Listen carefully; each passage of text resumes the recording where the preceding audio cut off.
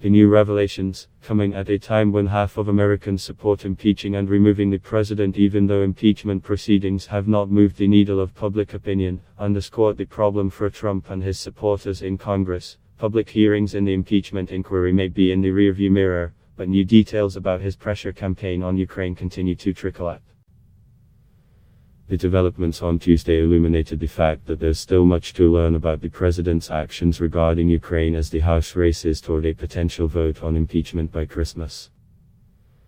The president's claims of innocence looked even more incredulous Tuesday night after the New York Times reported that Trump released the hold on Ukraine aid after he was briefed on the whistleblower report outlining his dealings with Ukraine. That report and newly released transcripts of impeachment witness testimony undercut key arguments that the Republicans have been making as they have defended the president, who cast the impeachment inquiry during his Florida rally Tuesday night as a scam, a witch hunt, and a hoax. During the impeachment hearings earlier this month, Republicans built out various theories about why the White House might have frozen aid to Ukraine, from the notion that Trump was concerned about corruption to the idea that he wanted to see more financial contributions to the Ukraine aid from other foreign countries.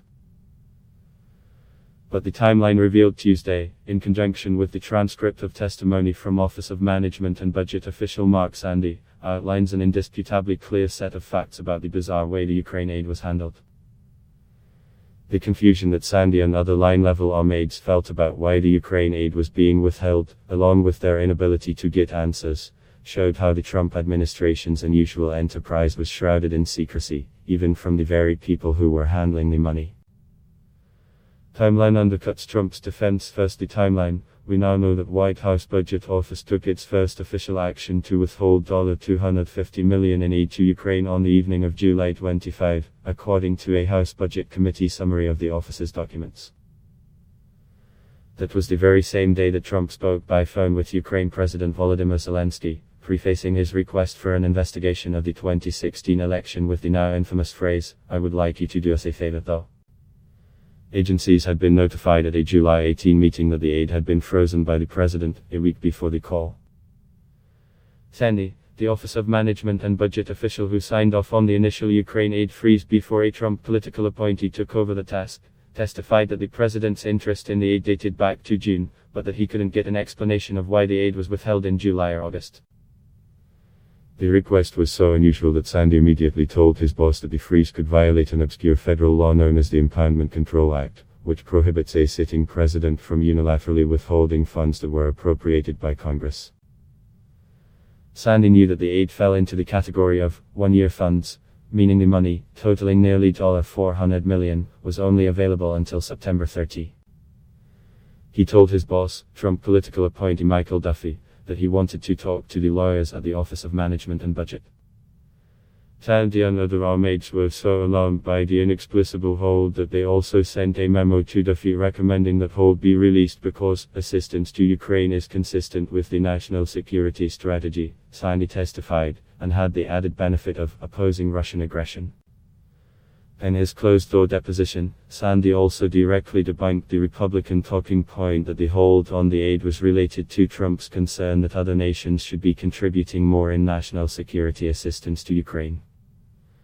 Sandy testified that the White House didn't ask the Budget Office for information about how much other nations were contributing until September, months after the hold was placed. Recall in early September an email that attributed the hold to the president's concern about other countries not contributing money to Ukraine, Sandy testified. By that time, lawmakers were asking questions about the freeze on aid to Ukraine and reports questioning the reasons for the withholding had already hit the press. New testimony from State Department official Philip Reker underscores the fact that the administration's hold on aid to Ukraine was orchestrated at the highest levels of power in the White House. Reker, the acting Assistant Secretary of State in the Bureau of European and Eurasian Affairs, testified that he believed the security assistance to Ukraine was being held by Mr. Mulvaney, the White House acting Chief of Staff, but that he did not have definitive knowledge that Mulvaney was behind the holdup. Our operating understanding was that this was being held by Mr. Mulvaney, the White House acting Chief of Staff, Reker told lawmakers, according to the transcript.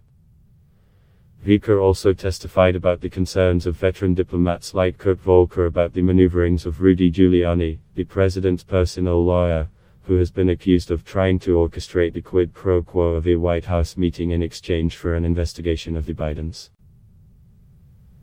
There is no evidence of wrongdoing by either Biden. I do recall him telling me that, well, he was going to reach out to or was going to speak to Giuliani, Rika said of Volker, the former US special representative to Ukraine. I think Ambassador Volker felt that there was this very good story to tell about President Zelensky and a new chapter in Ukraine. And that was his goal, was to hopefully take away some of that, what we sense was a negative stream coming from Mr. Giuliani to the president. Court of public opinion. It remains unclear whether the new details of the president's Ukraine timeline will do much to move public opinion. The inquiry moves to a new phase next week with the Judiciary Committee holding its first hearing on December 4, and Judiciary Committee Chairman Jerry Nadler has also extended an invitation to Trump and his lawyers to participate in the probe. So far, the Trump administration's strategy has been to stonewall and not participate in the process. For now, Trump is trying to claim victory after the 2 weeks of blockbuster testimony by pointing to a new CNN poll showing that 50% of Americans believe that he should be impeached and removed, because that figure was unchanged from mid-October when CNN asked the same question.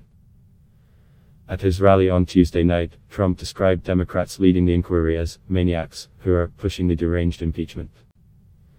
The radical left Democrats are trying to rip our nation apart, Trump said Tuesday night to booze at his rally in Florida. First it was the Russia hoax, total hoax. It was a failed overthrow attempt and the biggest fraud in the history of our country, and then you look, the Mueller deal, you remember that mess? They had nothing. Now the same maniacs are pushing the deranged impeachment. Think of this, impeachment. Impeachment. A witch hunt. They're pushing that impeachment witch hunt and a lot of bad things are happening to them. Everybody said, that's really bulls, Trump said to cheers and applause. But beneath the steady top-line poll numbers on impeachment, there is strong evidence that the Ukraine matter has eroded confidence in the president's motives, and that many Americans have heard enough to disapprove of his conduct.